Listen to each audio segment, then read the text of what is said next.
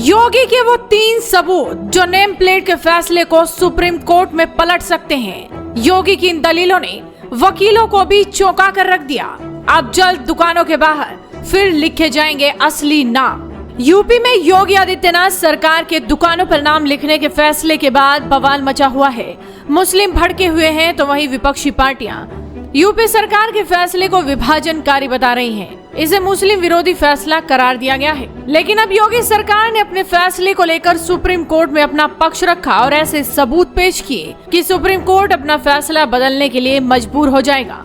दरअसल उत्तर प्रदेश की योगी आदित्यनाथ सरकार ने नेम प्लेट विवाद में सुप्रीम कोर्ट में जवाब दाखिल कर दिया है। योगी सरकार ने जवाब में सिर्फ दलीलें ही नहीं दी बल्कि कोर्ट में सबूत भी जमा करवाए। यूपी सरकार ने कोर्ट में दाखिल अपने जवाब में अपनी दलीलों के समर्थन में कांवड़ यात्रा रूट के कुछ खाने पीने की दुकानों के फोटोग्राफ भी संलग्न किए हैं। योगी सरकार ने सुप्रीम कोर्ट में जवाब के साथ 3 फोटो जो दाखिल की हैं, उसमें बताया गया है कि राजा राम भोज फैमिली टूरिस्ट ढाबा के नाम से ढाबा चलाने वाले दुकानदार का नाम वसीम है। राजस्थानी खालसा ढाबे के मालिक फुरकान है। पंडित जी वैष्णो ढाबे के मालिक सनव्वर राठौड़ हैं। सरकार का कहना है कि कांवड़ रूट पर खाने पीने को लेकर गलतफहमी पहले भी झगड़े और तनाव की वजह बनती रही है। ऐसी कोई अप्रिय स्थिति न बने।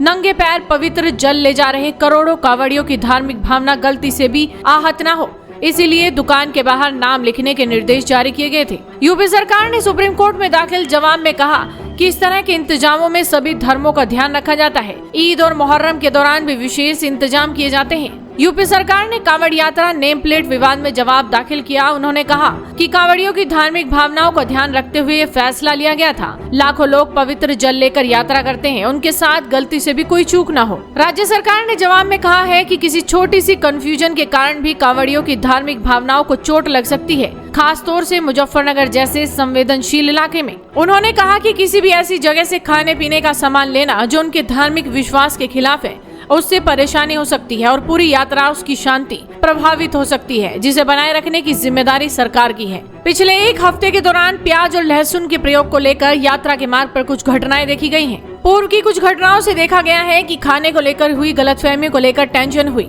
यूपी सरकार ने ऐसी स्थितियों को रोकने के लिए ही निर्देश दिए थे।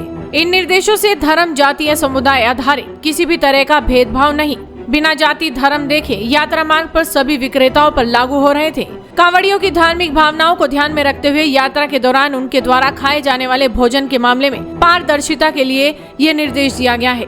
कांवड़ियों को पता होना चाहिए कि वो क्या खा रहे हैं और कहाँ खा रहे हैं। कांवड़ यात्रा में शांति, सुरक्षा और पारदर्शिता सुनिश्चित करने के लिए ही ये निर्देश लाए गए हैं। साफ तौर पर देखा जाए तो यूपी सरकार ने सुप्रीम कोर्ट में जो 3 बड़े सबूत पेश किए हैं, उनके आधार पर इनका दावा मजबूत हो जाता है। फिलहाल सुप्रीम कोर्ट ने योगी सरकार के आदेश पर अंतरिम रोक बरकरार रखी है, लेकिन देखना होगा कि आने वाले वक्त में सुप्रीम कोर्ट अपना क्या फैसला सुनाता है। तो आप भी इस वीडियो को शेयर कीजिए और जुड़े रहिए हेडलाइंस इंडिया के साथ।